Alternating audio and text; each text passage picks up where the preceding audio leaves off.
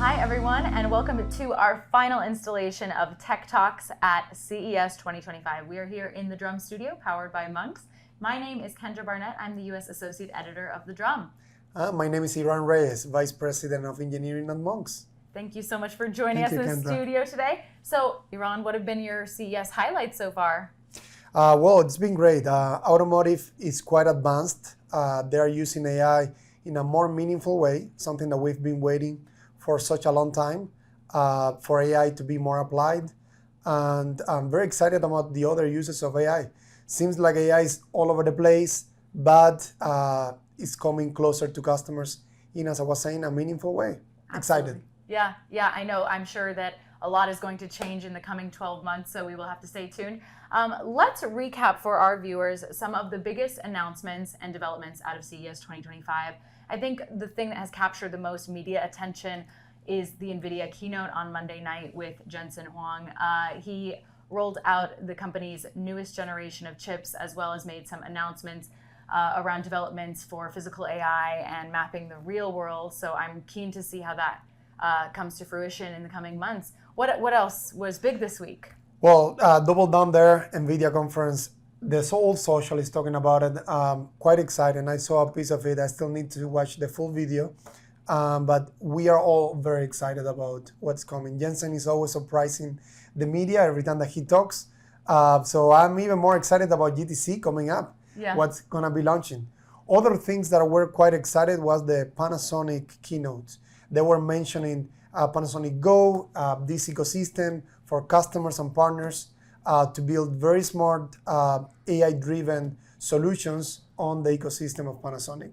Quite exciting. Yeah, absolutely. I also have not made my way down to the showroom floor to see the LG display, but I heard a lot of great things about that. Both LG and Samsung rolled out new QLED and OLED screens that were beautiful. Additionally, we saw a lot of advancements in smart homes and also AI-powered devices coming into the home. Some experts we spoke to suggested that this might be because a lot of developers and hardware companies are trying to make AI feel more normalized in the consumer's life.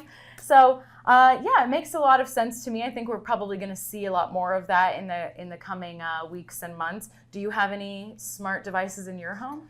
I do, actually quite a lot of them. But as you were saying, at the beginning, let's say 3 years ago, ChatGPT and other companies like Midjourney, they started this revolution that is not new.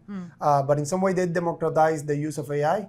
Now is the moment where AI is coming more to our life in a way that we really find how to use it and what is the real use that is not just like a conventional chatbot or generating images. So quite exciting.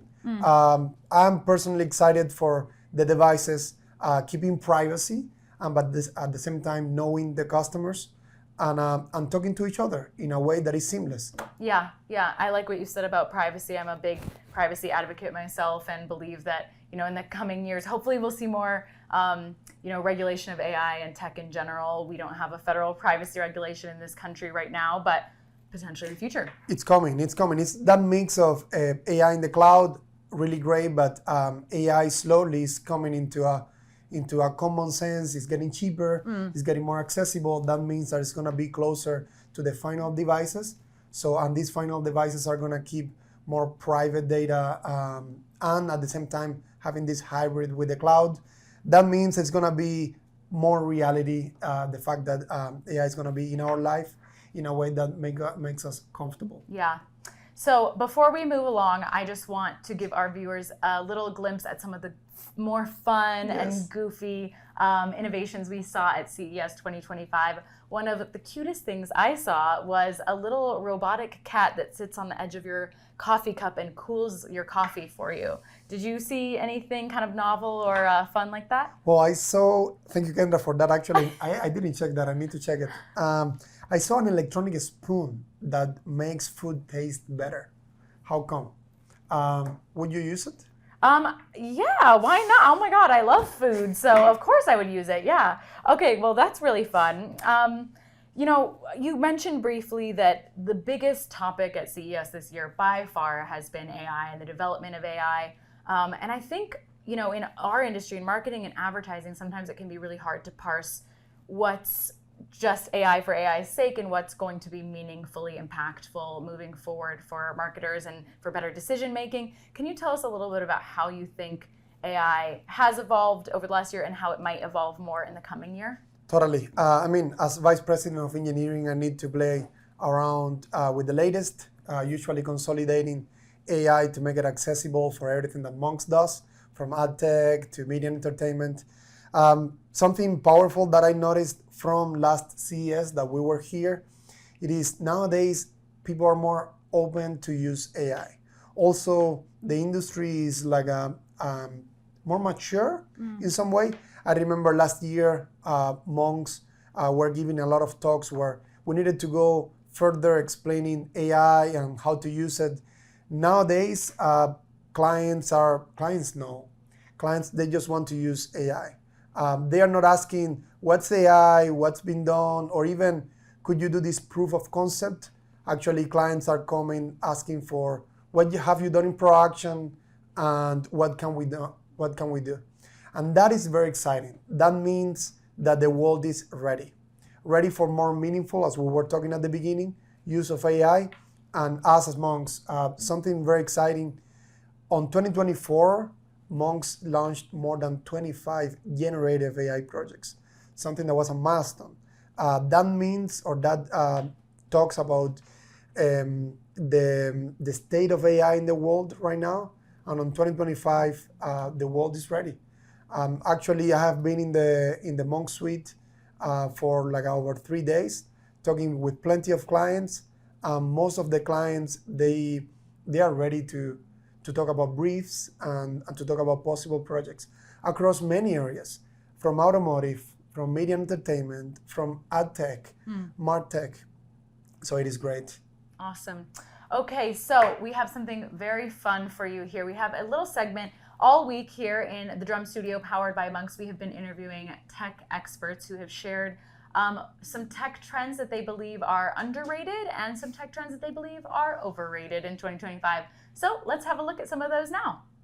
Maybe overdone is hyper personalization, hyper targeting, all of the things that go with that. Like it just gets to a point where it's gone too far and it's not maybe not as meaningful, or not. It loses its relevancy at some point. It gets like so hyper targeted. And then the piece that I think is going to be, I'm still super excited about being able to get into a square-shaped vehicle at some point that it doesn't look like a car, but it looks like a little mini room that I can sit in and I can go somewhere. That to me is super interesting. And will that explode next year? Maybe not, but it's coming.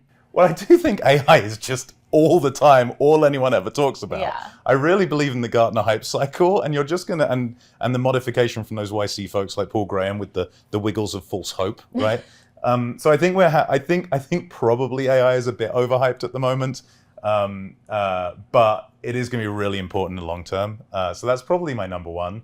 It's like the most exciting thing, and it's the most overhyped. So I think the underrated pieces is all of the health wearables. I've got a ton of them. I think that we have not fully dug into that.